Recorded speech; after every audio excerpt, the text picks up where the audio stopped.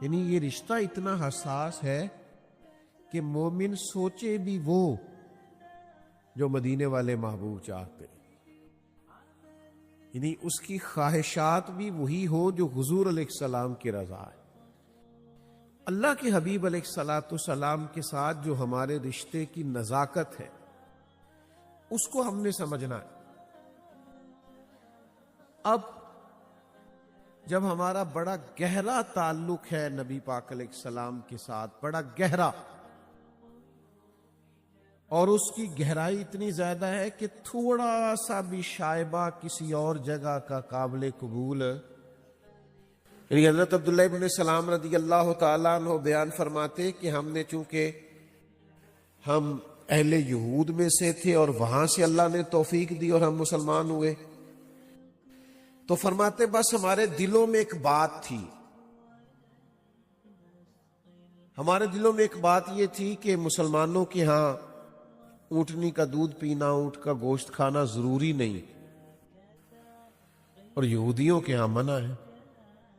آپ اس حساسیت کو ذرا دیکھیں، ہمارے ہاں بہت سارے لوگ ایسے ہوں گے، ہو سکتا ہے کبھی اونٹ کا گوشت نہ کھایا ہو، کبھی اونٹنی کا دودھ نہ پیا ہو۔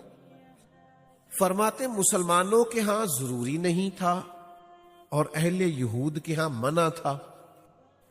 ہمارے ذہن میں ایک بات آئی کہ کیونکہ مطلب ایک چیز آپ کو شروع سے پسند نہ ہو اور آپ نے استعمال نہ کی ہو تو رغبت بھی نہیں تبھی ہوتی اس کی طرف۔ انسان کا مزاج ہے، یعنی اس کے ذہن میں نا وہ بات فٹ ہو جاتی ہے۔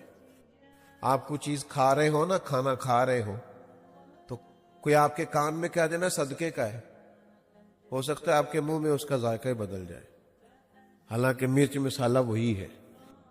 اور خدا نہ خواستہ اگر کوئی آپ کو یہ بتا دے کہ یہ تو جائز ہی نہیں تھا، جانور ہی درست نہیں تھا، پھر تو ہو سکتا ہے کہہ بھی کر دیں آپ، کیونکہ آپ کے ذہن میں فٹ ہو گئی ہے ایک بات کہ یہ میرے لیے درست، یہ کچھ فطری مسئلہ ہوتا ہے۔ حضرت جناب عبداللہ ابن سلام رضی اللہ تعالیٰ عنہ بیان فرماتے کہ چونکہ اہل یہود کے ہاں ہم استعمال نہیں کرتے تھے اور مسلمانوں کے ہاں ضروری بھی نہ تھا، تو ہم نے سوچا کہ باقی ساری چیزیں استعمال کریں گے، اگر اونٹنی کا دودھ نہ بھی پئیں، اونٹ کا گوشت نہ بھی کھائیں تو حرج کیا ہے، اتنی سی رعایت کسی اور دین کی۔ اللہ کرے آپ کو سمجھ آئے میری بات کی، اتنی سی کسی اور دین سے دلچسپی، فرماتے ہیں ہمارے دلوں میں آئی تو اللہ نے قرآن مجید نازل کر دیا، یا ایھا الذین آمنوا ادخلوا فی السلم کافہ، اے ایمان والو دین میں پورے پورے داخل ہو جاؤ۔ یہ تمہارا حساس رشتہ ہے دین کے ساتھ، اپنے نبی کے ساتھ، اس کی حساسیت کو سمجھیں، اس کے معیار کو جانیں۔ چونکہ ہم ایک اسلامی مملکت میں رہتے ہیں اور صبح و شام ہم اللہ کے فضل سے دین کی باتیں سنتے ہیں، تو جو چیز بالکل قریب آ جاتی ہے کئی دفعہ اس کی وہ حساسیت اور وہ قدر قائم نہیں رہتی الا ماشاءاللہ۔ تو یاد رکھیے گا کہ بہت حساس رشتہ ہے ہمارا نبی پاک کے ساتھ، بڑا قیمتی رشتہ ہے، اس کے اندر بڑی نزاکت ہے۔ آپ کبھی اس درد کو سمجھے نا کہ حضور علیہ السلام نے خود اس نزاکت کو کس طرح بیان کیا۔ ترمذی میں حدیث ہے، حضرت انس بن مالک رضی اللہ تعالیٰ عنہ نے عرض کی، یا رسول اللہ صلی اللہ تعالیٰ علیہ وسلم، قیامت والے دن آپ کو تلاش کروں تو کہاں تلاش کروں؟ اچھا یہاں بھی ایک لطف لیجئے گا، کریم نے جواب میں یہ نہیں فرمایا کہ آپ قیامت کی تیاری کریں، مجھے تلاش کر کے کیا کرنا ہے، حضور ڈھونڈوں تو کہاں ڈھونڈوں، تو فرمایا میں بتاتا ہوں نا کہاں ملوں گا۔ آپ بات کو سمجھیں، میں بتاتا ہوں میں تمہیں کہاں ملوں گا۔ یا رسول اللہ ارشاد فرمائیے، تو نبی پاک صلی اللہ تعالی علیہ وسلم نے فرمایا حوض کوثر پہ ملاقات ہوگی، امتی آئیں گے میں جام بھر بھر کے پلاؤں گا۔ حوض کوثر پر ملاقات ہوگی۔ اچھا مجھے یہ بتائیے کہ یہاں آپ کے یہاں بندوبست ہے ماشاءاللہ، بہت بڑی تعداد میں آپ جمع ہیں، اللہ تعالیٰ منتظمین کی کاوشیں قبول فرمائے، اور ہم سب کا جمع ہونا ہمارے لیے، ہم سب کے لیے باعث خیر و برکت فرمائے۔ کیا ایسا ہو سکتا ہے کہ جو یہاں صدر ہو وہ باہر لوگوں کو پانی بھی پلا رہا ہو؟ ہوتا ہے ایسے؟ یا خطیب صاحب ہو تو وہ پانی بھی پلا رہے ہو، یا میری ڈیوٹی ہو کہ جناب آپ مہمان خاص بھی ہیں، ہم نے آپ کو اکرام دیا ہے تو اب آپ کھانا بھی کھلائیں، یہ ہوتا ہے؟ لیکن یہ ذرا کمال تو دیکھو محشر کے میدان کا، یہ ذرا کریم کا اپنے غلاموں سے انداز کریمانہ تو دیکھو۔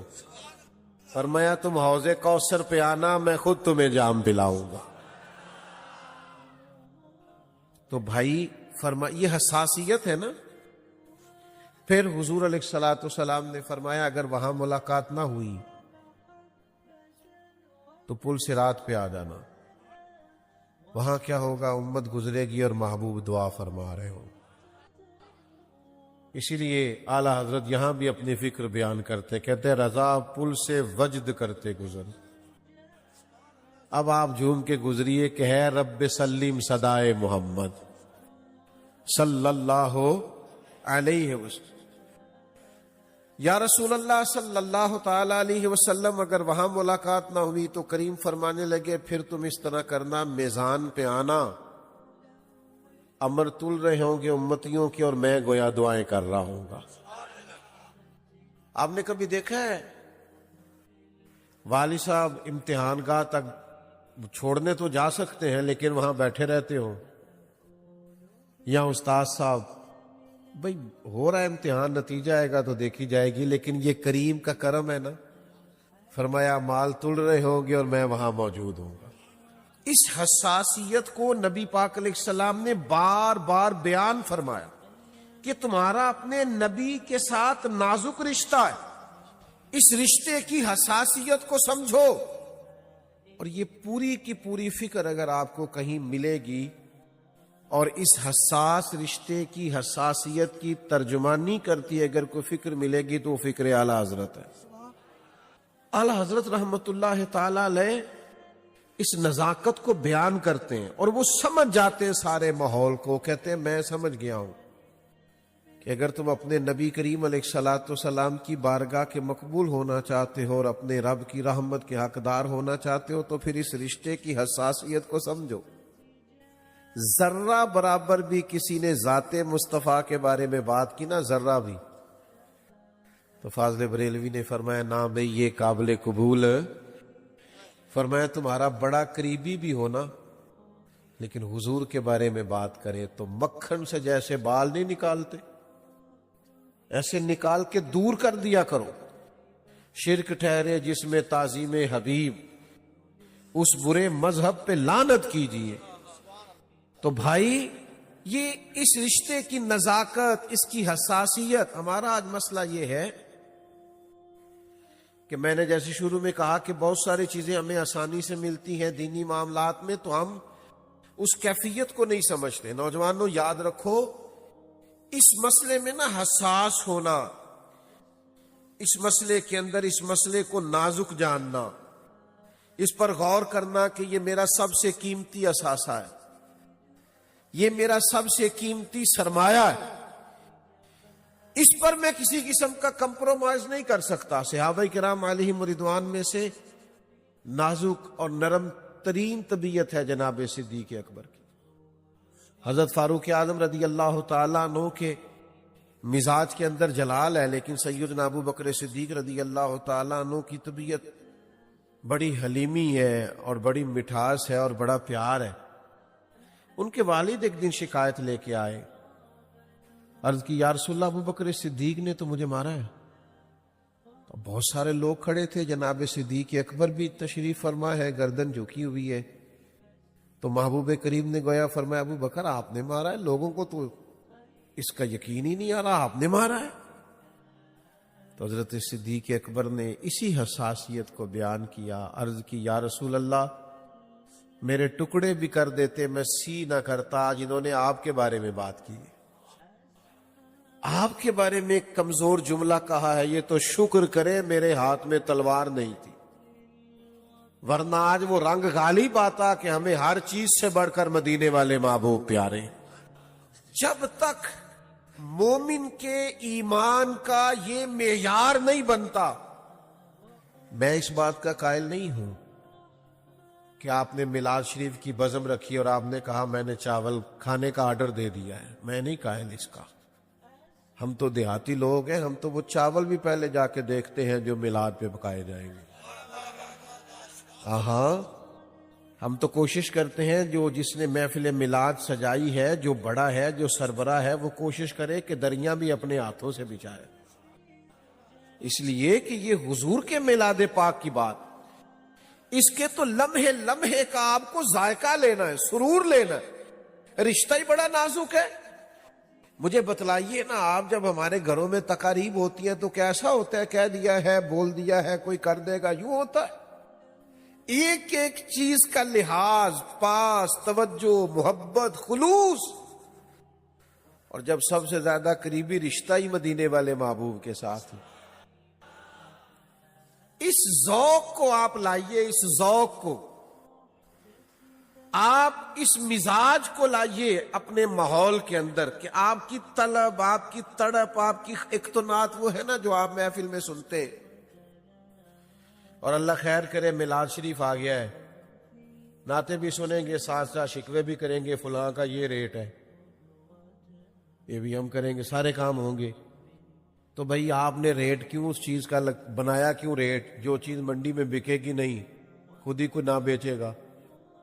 آپ خریدتے ہیں تو کوئی بکتا ہے نا، آپ ان سب کو چھوڑ دیں جو بکتے ہیں تو معاملہ ٹھیک ہو جائے گا۔ آپ نے چیزوں کے ریٹ، وہ آپ کو اتنی احادیث آپ کے خطیب صاحب سنا رہے ہیں، جمعے والے دن آیات کی تفسیر بیان کر رہے ہیں، لیکن جو کہ وہ فیمس نہیں ہے نا زیادہ، ان کا وہ زیادہ چینل نہیں چلتا ہوگا، اس لیے توجہ نہیں ہے۔ خدا کے بندو، آپ اس بات کو سمجھو کہ جب آپ اس ماحول کے اندر اس طرح کی دنیا داری اور اس طرح کا کمرشل سسٹم لے آئیں گے تو روحانیت کہاں رہے گی؟ وہ ذوق کہاں رہے گا؟ مجھے ایک صاحب نے کہا، ایک نعت خواں کو بلایا تھا ایک صاحب کو، تو کچھ ان کے ساتھ طے ہو گئی بات، اتنی رقم لیں گے، تو وہ بتایا کسی شہر کا تھا لیکن جانا ساتھ کسی گاؤں میں پڑا، تو وہ تو اڑ گئے، کہنے لگے تم نے تو یہاں کا کہا تھا، آگے جانا ہے تو ریٹ نیا طے ہوگا۔ تو میں نے ان سے کہا وہ بیچارہ خود بھی تکلیف میں ہے اور تمہیں بھی تکلیف دے رہا ہے، کاش وہ حضور کے ذکر خیر کی نیت سے جاتا تو اس کا ذہن یہ ہوتا، اگر چند قدم اور چلنا پڑے گا تو جہاں جہاں سے چل کے جاؤں گا ساری جگہیں قیامت میں میرے ایمان کی گواہی دیں۔ عدم سے لائی ہے ہستی میں آرزو رسول، دیکھو نا کہاں کہاں لیے پھرتی ہے جستجو رسول۔ اور عجب نظارہ ہو میدان حشر میں بے دم، کہ سب ہو پیش خدا اور میں روبرو رسول صلی اللہ تعالی علیہ وسلم۔ تو اس کو ذوق بنائے حضور کی محبت کو، اس کے ساتھ اپنی قلبی وابستگی رکھے، آپ کی کیفیت بدل جائے جب کریم کا نام آئے، آپ کا رنگ ڈھنگ انداز بدل جائے، طور طریقے۔ مجھے بتائیے کس حدیث میں لکھا ہے، کہاں حکم آیا ہے کہ جب نبی پاک علیہ السلام کی حدیث پاک بیان کرو تو پہلے امامہ باندھو، پہلے خوشبو لگاؤ، ممبر سجاؤ؟ کہاں حکم آیا ہے؟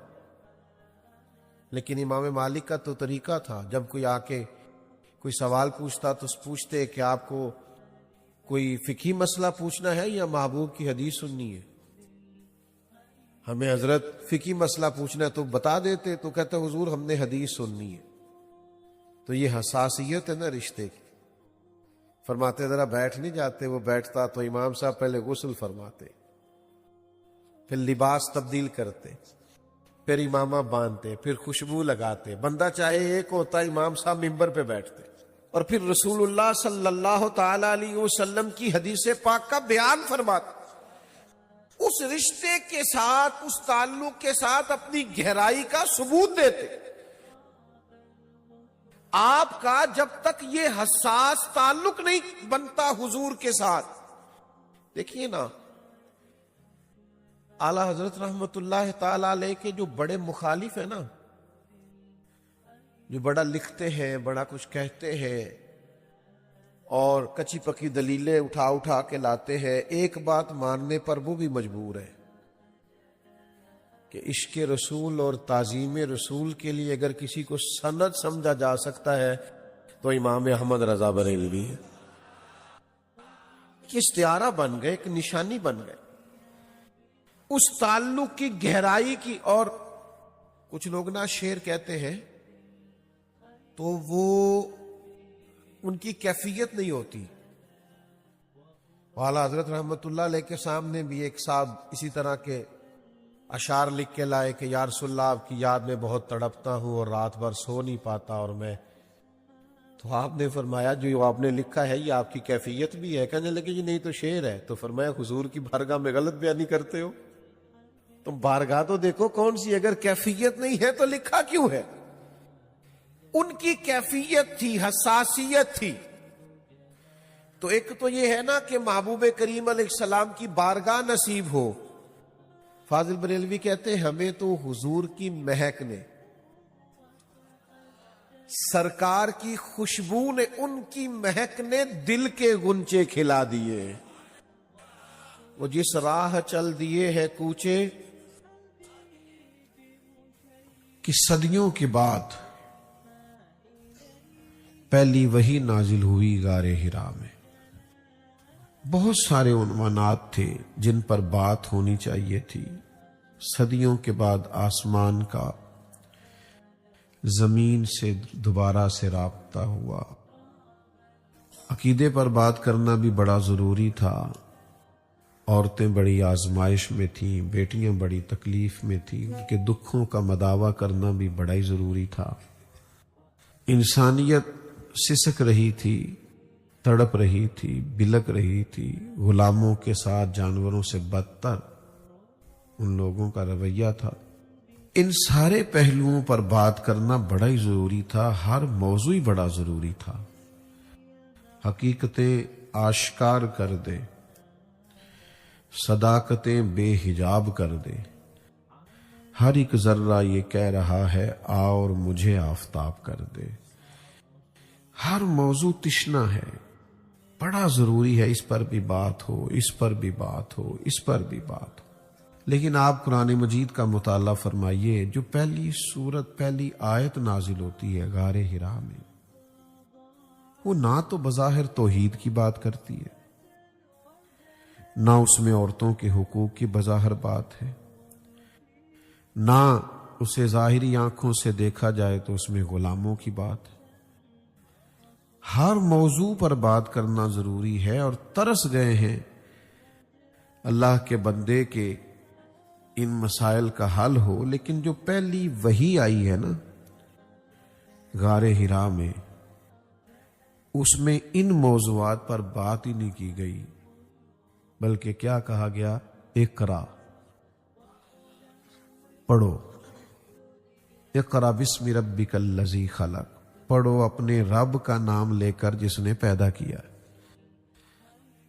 یہ بڑا باریک معاملہ ہے، اس کو سمجھیے گا. آپ ایک دینی ادارے کے دستار فضیلت کے اجتماع میں موجود ہیں. اس فلسفے پر ضرور غور فرمائیے گا کہ بات عقیدہ توحید کی بھی ضروری ہے، عقیدہ رسالت کی بھی ضروری ہے، عقیدہ آخرت بنیادی عقائد میں سے. پھر حقوق کا معاملہ بڑا پریشانی والا ہے، لوگ بڑی تکلیف میں ہیں. لیکن پہلی وحی آتی ہے تو آتے ہی فرمایا اقرا بسم ربک الذی خلق، رب کے نام سے پڑھو. معنی کیا ہوا؟ کہ تم پڑھنا شروع کر دو، مسائل سارے ہی حل ہو جائیں گے، عقائد بھی ٹھیک ہو جائیں گے، اعمال بھی بہتر ہو جائیں گے، حقوق کا پتہ بھی چل جائے گا. تم پڑھو. مسائل کا حل اللہ کے نام سے پڑھنا ہے، تعلیم حاصل کرنا. جب لوگ تعلیم حاصل کرتے ہیں نا، ذرا غور کیجیے گا بات پر. اللہ تعالیٰ نے قرآن حکیم میں فرمایا کہ انما یخشی اللہ من عبادہ العلماء. فرمایا اللہ کے بندوں میں سے جو عالم ہے وہ اللہ سے ڈرتے ہیں. زیادہ غور کریں میں نے کیا کہا. جو عالم ہے وہ اللہ سے ڈرتے ہیں.